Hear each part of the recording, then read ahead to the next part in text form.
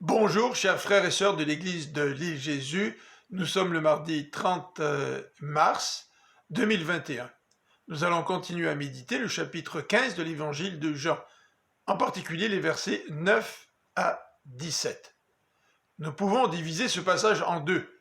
Les versets 9 à 11, dans lesquels Jésus demande à ses disciples de demeurer dans son amour, et les versets 12 à 17, dans lesquels Jésus appelle ses disciples « mes amis ».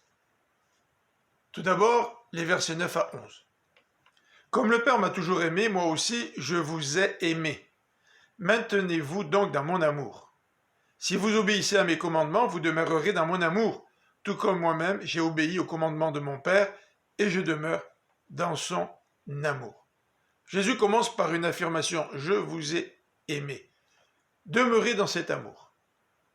Et il explique clairement ce que signifie demeurer dans son amour. C'est obéir à ses commandements. Tout comme Jésus demeure dans l'amour du Père et obéit à son Père. Au verset 11, Jésus ajoute « Tout cela, je vous le dis, pour que la joie qui est la mienne soit aussi la vôtre et qu'elle soit complète. » Il existe une joie lorsque nous obéissons au commandement de Jésus et que nous demeurons dans son amour. Voilà le lien entre l'amour et les commandements. Dans les versets 12 à 17, Jésus va rappeler ce commandement. « Aimez-vous les uns les autres comme moi-même je vous ai aimé » verset 12. Et au verset 13, Jésus nous dit qu'il n'y a pas de plus grand amour que de donner sa vie pour ses amis. Là, Jésus introduit cette notion d'amitié. Verset 14, « Vous êtes mes amis si vous faites ce que je vous commande. » Donc Jésus donne sa vie et manifeste son amour. Et si nous sommes les amis de Jésus, nous allons nous le manifester en obéissant à ses commandements. Et au verset 15, Jésus va dire que ses disciples sont ses amis, car Jésus leur a transmis tout ce qu'il a appris de son Père.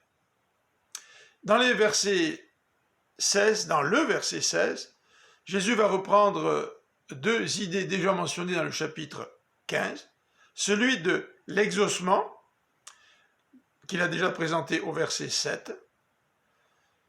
Le Père vous accordera tout ce que vous lui demanderez en mon nom, évidemment, si nous portons du fruit. Là, Jésus introduit cette deuxième idée dont il a déjà parlé, celle de porter du fruit.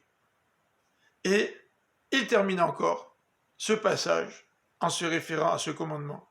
Aimez-vous les uns les autres. Que notre appartenance à Christ, que notre attachement à Christ puisse se manifester par l'amour qui nous appelle à avoir les uns envers les autres. Je vous souhaite une bonne fin de journée.